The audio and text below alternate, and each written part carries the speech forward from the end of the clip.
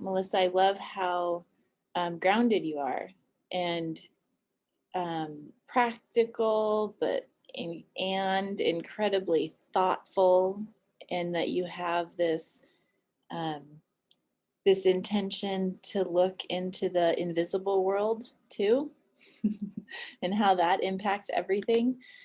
I feel like I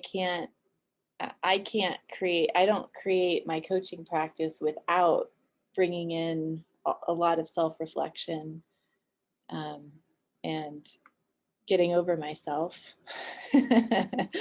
letting go of a lot of, a lot of the inner stuff that gets in the way. So I appreciate that that's a part of your world and your work and what you bring, given that the school is a soulful approach to creating and serving clients. It's like you are, for me, a role model for that. So I'm really grateful that you're here. Thank you for being with us. Well, and I'd like to just start out by, this is something I like to end sessions with, but I want to start it with this. It's like give you a little bit of space to share, like, if you had one thing to say to a group of people who are either just getting going or really wanting to up level in some way, and up leveling might be working with less people, shifting into a more authentic way of serving. Maybe it's more, maybe it's groups, maybe it's no private clients. It could be anything, but just what would you say to a group of coaches, healers who want to create something for themselves? And maybe it's been a little bit tricky up until now in some ways. What would you say? What would you like I think Steve asked all of us in his school, like, what are your parting words of wisdom for coaches who are doing this work in the world as professionals? Yeah. Okay. So two things that I would say.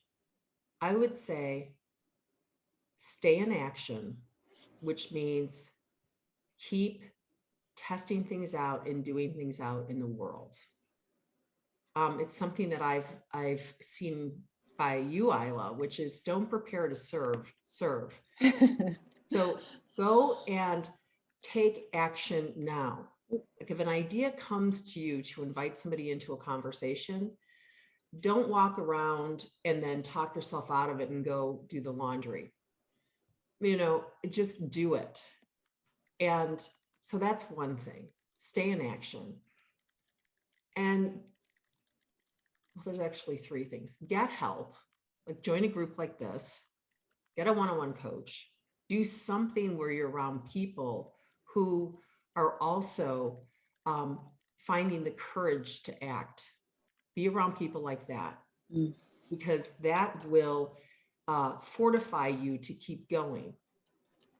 So instead of hanging out by yourself and getting lost in all the reasons why it's not going to work and why is this taking so long and I'll just go get the day job, stay in action, stay with people who are in action. And then the final thing would be keep looking to where things are personal. And what I mean by that is we all have a mind that goes nonstop. And it's constantly telling us stories about ourselves that aren't true. They're negative. They just squash our dreams. It feels really familiar. It also feels real, which is why it's so confusing. It's like, oh, this is real. This is really true. I've believed it for a long time. I was told this. So this is going on for everybody all the time. I still have it. Yeah. It's quieter. It's not so convincing. Sometimes I really fall for it, but everybody's got it going on. So part of your staying in action, staying in practice is to continue to really start to see that these thoughts are not true, and to structure however you can, whatever interesting games or tests or experiments you can run to keep depersonalizing what your experiences that tells you it's personal and you should stop. Yes. So that's what I would say. And I still do that. Yeah. So, Ila's talking about the invisible world or the spiritual world or the universe or whatever. I started heading in that direction because I started seeing things that were depersonalizing it more and more, so that I didn't get so caught up in all the stuff that would go on in my head. Oh, what does this group of coaches think about me? And gosh, I hope they think that I know what I'm talking about. And boy, if I decide to use a big word, I hope I pronounce it correctly. Whatever, right? Like, who cares? But everybody's got it going on. Yes. So the more that I can keep looking for what is true and what's not true about this idea called me and about this thinking that goes on, the better off I'm going to be. And I'm going to be a better coach, because every human has this going on. And so you can help your clients, because the more you see for yourself, the more you can help them. Yeah. So those would be the three things. Say them again, just for the few people that popped in, just in a nutshell. Yeah. So I my love it. parting words, because you guys came late, are stay in action, which means practice, practice, practice. Keep doing things out in the world. Don't think about practicing. Don't think about action. Do it imperfectly. Even if it's cringeworthy, do it.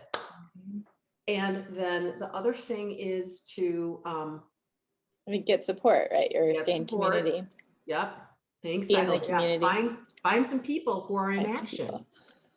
Right? And then keep depersonalizing this whole experience. Keep looking for what is true, what's not true. Keep seeing beyond the mental chatter that has you believing a story about yourself. Not enough, not good enough, not a good enough coach, not clever enough, whatever, not enough certifications. Start finding ways to see that that is not real. Yes. Because it is not. Yeah.